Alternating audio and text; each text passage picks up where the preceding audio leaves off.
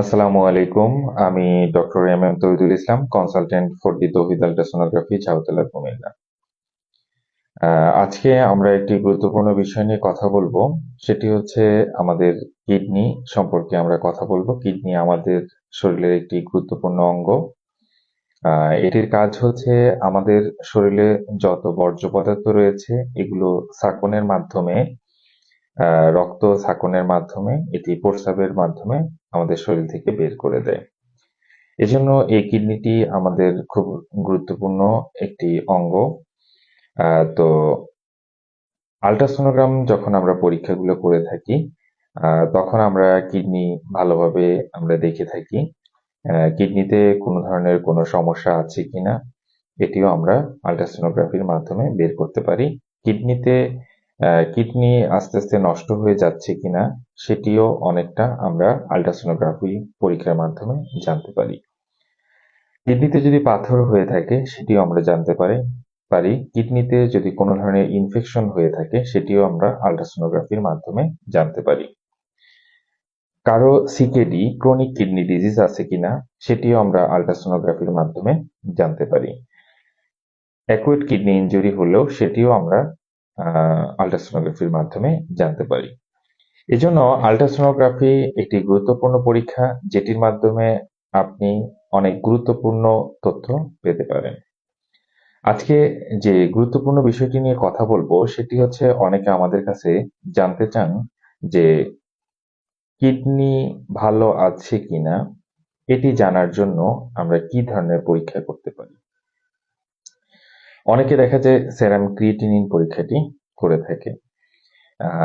যখন কিডনিটা প্রায় নষ্ট হয়ে যাবে, কিডনি ফাংশন ঠিকমতো কাজ করবে না, তখন আপনার শরীরে সেরাম ক্রিয়েটিনিন, ইউরিক অ্যাসিড এগুলোর পরিমাণ বাড়তে থাকবে।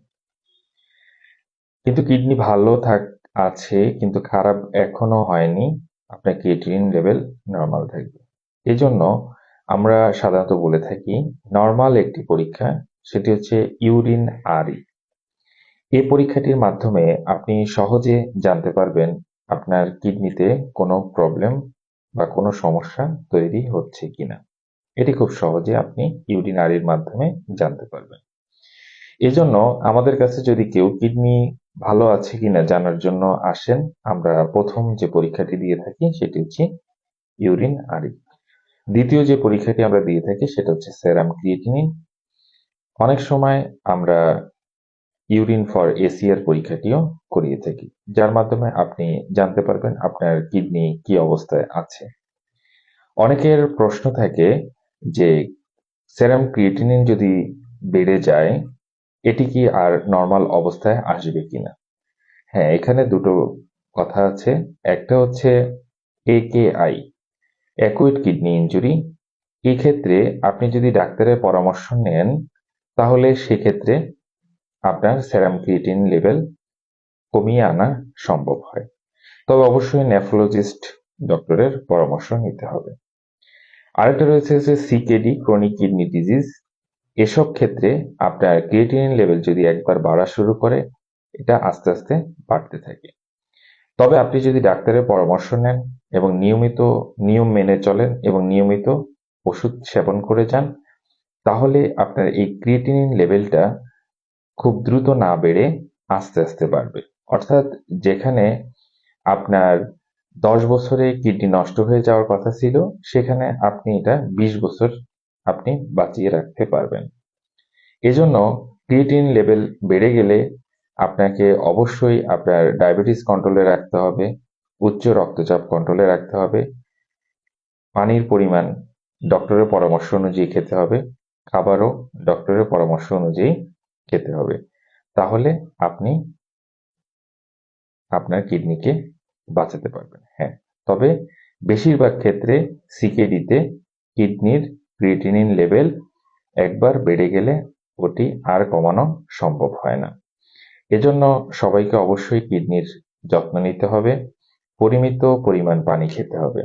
অনেক বেশি পানি খাওয়া যাবে না এবং অনেক কম পানি খাওয়া যাবে না। আপনার উচ্চতা এবং ওজন অনুযায়ী আপনাকে পরিমিত পরিমাণ পানি সেবন করতে হবে। আপনার যদি উচ্চ রক্তচাপ থাকে সেটি নিয়ন্ত্রণে আনতে হবে। আপনার যদি ডায়াবেটিস থাকে এটা নিয়ন্ত্রণে আনতে হবে। তাহলে আপনি আপনার কিডনিকে সহজে সুস্থ রাখতে পারবেন। এবং হার্বাল জাতীয় ওষুধ সেবন থেকে বিরত থাকতে হবে। ব্যথার ওষুধ সেবন থেকে বিরত থাকতে হবে। যদি আপনাকে ব্যথার ওষুধ সেবন করতে হয় সেক্ষেত্রে রেজিস্টার্ড ডাক্তারের পরামর্শ অনুযায়ী ব্যথার ওষুধ সেবন করতে হবে। ধন্যবাদ।